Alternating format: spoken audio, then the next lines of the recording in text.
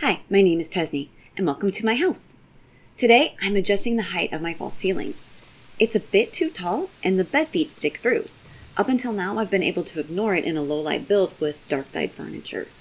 But eventually, I want to lighten and brighten, so my sloppy ceiling needs to be fixed. This shouldn't be difficult, but it will be tedious. My plan is to keep grid snap enabled for final height, to use a stage panel for my wall surface, a factory grate to lift, and as I snap them into place, I'll use tearbed to mark it. Once they are all a lighter color, it will be easier to make sure they're all even, and then I'll dye them back, using cobalt brown, which is crafted, so it's pretty cheap, and I think 40 will be enough. There are a few problems I might have to solve along the way. These lofts will probably get messed up when I lower these rectangular partitions. The part of the ceiling is glitched flooring, and it will be lowered. These over here are lofts, and they will stay at this height. These wooden skylights are anchored upstairs, and I'll need to adjust them from there. They also might do weird glitchy things while I'm working nearby, which is a risk I take whenever I decide to tweak one minor thing. It cascades into failures of everything. I'm also undecided on the final height of this little bedroom nook. The ceiling already clips the bed, and turning up the lights will only make it more glaring. What I might have to do is lower these rectangular partitions to still be an even trim for the lowered ceiling over here, but leave the nook. Bonus points is then I wouldn't have to replace all these ivies and curtains, which will inevitably get fussed in the process.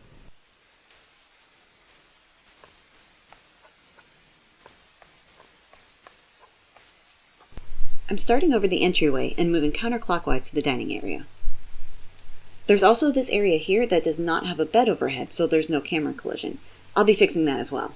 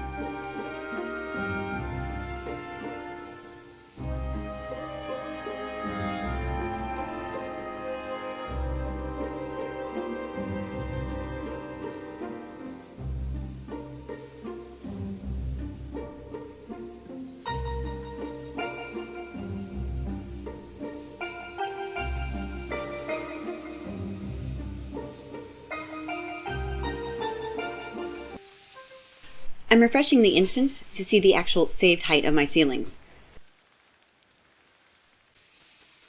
There's a snag. The camera is still colliding between the bed's bottom and the top of the flooring. I'll need to lower all those hidden beds, but for now I want to keep moving the other pieces, and I'll make sure to adjust those beds as I go.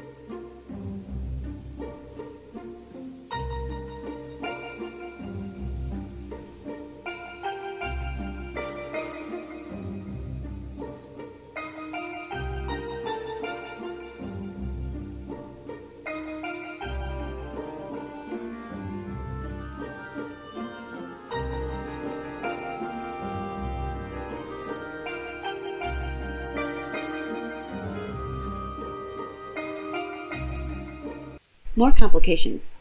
I lifted an indoor pond above the ceiling to block the camera, but it clips a lot into this room, so I had to replace and lift it all over again. I mean, I guess I didn't have to, but I did it.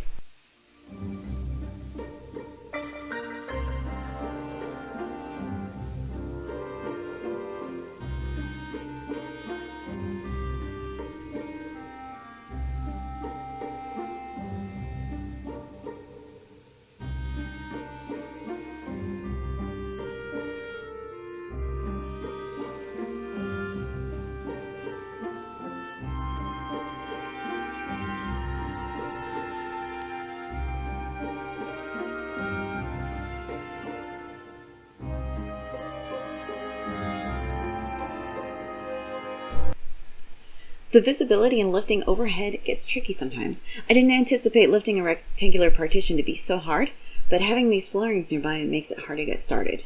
It's slow going, at best.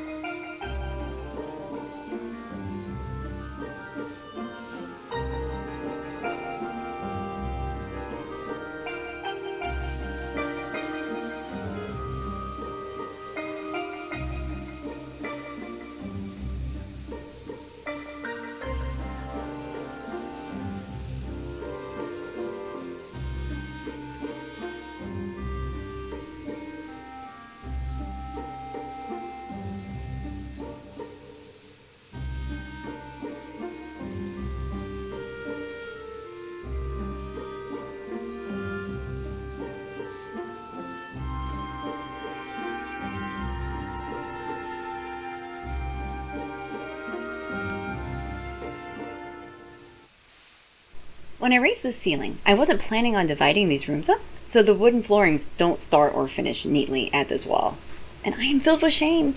Either I leave it up broken and it bothers me, or I fix it and question my life choices. Guess which one?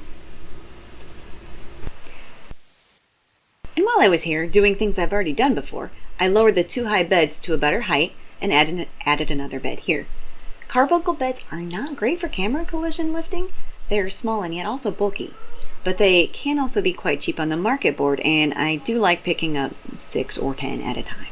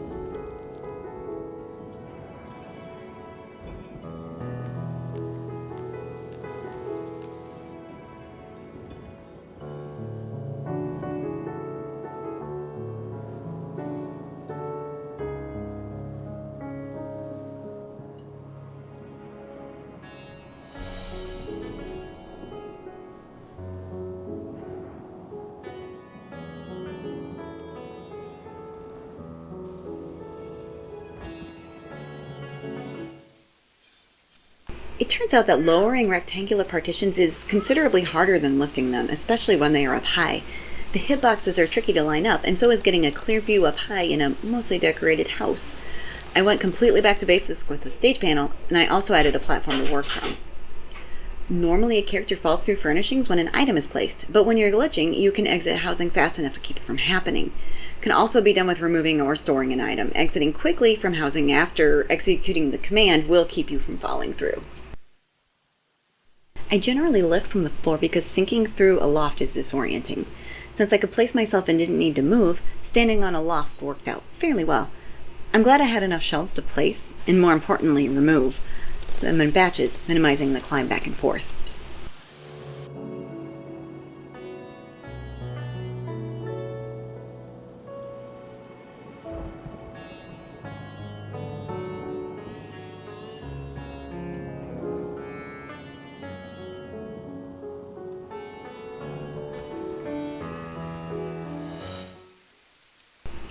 These skylights need to be lowered from the upstairs, but to get them any lower into that floor, I'll need to build a contraption of wooden beams.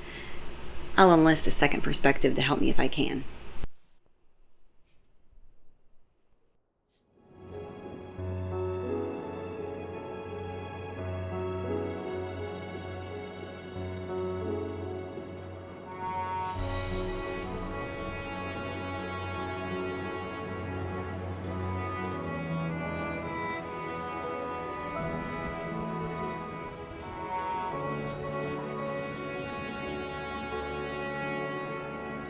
Everything looks even now, so it's time to change all these light colors back to brown.